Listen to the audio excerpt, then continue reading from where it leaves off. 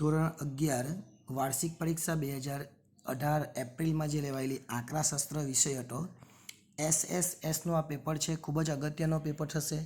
તમારે ખાસ ધ્યાન આપીને સમજવાનું છે. એ અને બી આપણા માટે ખૂબ જ ઉપયોગી થશે. ક્યાંથી પૂછાય એ પણ જોઈ લેજો.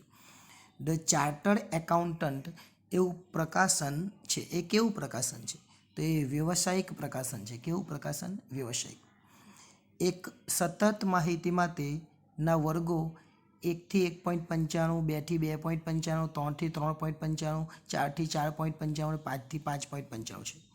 તો બીજા વર્ગની અધસીમા, બીજું વર્ગ એટલે આવ્યો એની અધસીમા એટલે 2નો સરવાળો એટલે 1.95 વત્તા 2નો સરવાળો કોનો ભાગ્યા 2 કરી દેવાના એટલે જવાબ આવશે 1.975. એટલે આગળના વર્ગની ઉર્ધ્વસીમા અને આપણું જે ચાલુ વર્ષ છે ચાલો વર્ગ આ વર્ગ છે ને 2 એટલે અધસીમા અને આ ઉર્ધ્વસીમા 2નો સરવાળો કરી દેવાનો.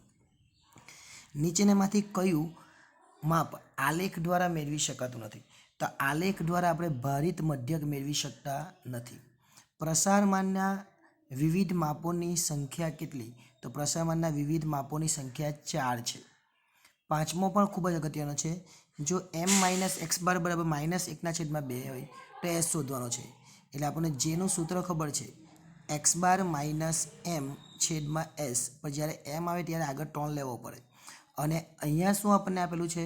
તો અહીંયા તમે જોઈ શકો m - x બાર છે ને આપણે જે લેવાનું છે એ શું લેવાનું છે? 3x બાર - m લેવાનું છે અને છેદમાં s છે. તો આ જે 3 તો લેવાનો પણ અહીંયા જે -1/2 છે ને આ એ -1/2 કેવા થઈ જાય? પ્લસ. એટલે 3 ગુણ્યા 1/2 અને s તો ઉડી જવાનો. આપણે જો ફરીથી જોઈએ શું આવશે? j બરાબર x બાર - m અહીંયા 3 અને છેદમાં s. બરાબર. હવે આ જે છે 3 એ 3 તો રહેવાનો જ પણ અહીંયા 1/2 અને s છે છેદમાં પણ s એટલે s ઉડી જાય એટલે 3/2 આપણો જવાબ આવે. એટલે જવાબ શું આવશે? 3/2. છઠ્ઠો પોઈન્ટ છે NCRની કિંમત નીચેના પૈકી કોની બરાબર છે? તો NCRની કિંમત NCN - R આ જે છે એના બરાબર છે. પ્રાચલ અને આગણક અનુક્રમે કોના? તો સમસ્તી અને નિદર્શ. પ્રાચલ એટલે સમસ્તી અને નિદર્શ એટલે આગણક આવે. ત્યાર પછી અહીંયા આપેલું છે આપણને x નો વર્ગ કરવાનો એટલે -1નો વર્ગ કરો તો પણ 1 જ આવે અને 1નો વર્ગ કરો તો પણ 1 જ આવે. -2નો વર્ગ કરો તો પણ 4 જ આવે અને 2નો વર્ગ પણ 4 જ આવે. એટલે સંખ્યાના જવાબો બધા કેવા? સિમિલર, સરખા આવે. એટલે આને શું કહેવાય? અનેક એક વિધેય કહેવાય. ત્યાર પછી જોઈએ x 10 અને -25 એટલે તમારે પહેલું લખવું પડે 10/x અને પછી લખવું પડે -25/10. આ 10/10નો ગુણાકાર એટલે 100 અને આ બાજુ -25x એટલે આ -25 ના બાજુ લાવીએ એટલે -4 આપણો જવાબ આવે. કેટલો જવાબ આવશે? -4. હવે બીની વાત કરીએ તો પહેલો છે NSSO એટલે શું કહેવાય? NSSO એટલે N એટલે નેશનલ, સ્પેલિંગ બી જોઈ લેજો. ત્યાર પછી સેમ્પલ, ત્યાર પછી સર્વે, નેશનલ સેમ્પલ સર્વે આ V છે અને છેલ્લે ઓર્ગેનાઇઝેશન. અને ન આવડતું હોય તો ગુજરાતીમાં લખી દેવાનું. બરાબર. આગળ આંકડાશાસ્ત્રના અભ્યાસમાં આકૃતિઓનો મુખ્ય ઉદ્દેશ શું છે? હું ફક્ત બોલીશ, તમારે સાંભળી લેવાનું. વિશાળ અને જટિલ માહિતી, જે માહિતીઓ છે વિશાળ અને જટિલ. વિશાળ એટલે મોટી માહિતી હોય, જટિલ એટલે થોડી અઘરી માહિતી હોય. એને સરળતાથી સમજી શકાય તે રીતે આકર્ષક સ્વરૂપે રજૂ કરવાનો છે. આનો ઉદ્દેશ શું છે? આકર્ષક સ્વરૂપે રજૂ કરવાનો છે. મધ્યવર્તી સ્થિતિમાનનું માપ એટલે શું? સ્થિતિમાનનું માપ આવે તેને શું કહેવાય? તો જે કેન્દ્રીય કિંમતની આસપાસ ચલની કિંમતો સંકલિત થાય તે કિંમતને મધ્યવર્તી સ્થિતિનું માપ કહેવાય છે. ફરીથી એકવાર સાંભળી લેજો. પ્રસારાંક કોને કહેવાય? પ્રસારના સાપેક્ષ માપને. કેવા માપને? પ્રસારના સાપેક્ષ માપને પ્રસારાંક કહે છે. એક આવૃત્તિ વિતરણનો મધ્યક 35 અને બહુલક 33 છે. એટલે મધ્યક અને બહુલક. તો મધ્યક એ બહુલક કરતાં મોટો છે તેને શું કહેવાય? ધન વિષમ કહેવાય. બહુલક એટલે MO. એટલે x બાર એ MO કરતાં મોટો હોય તો ધન વિષમ અને લેસ ધેન આવે તો ઋણ વિષમ.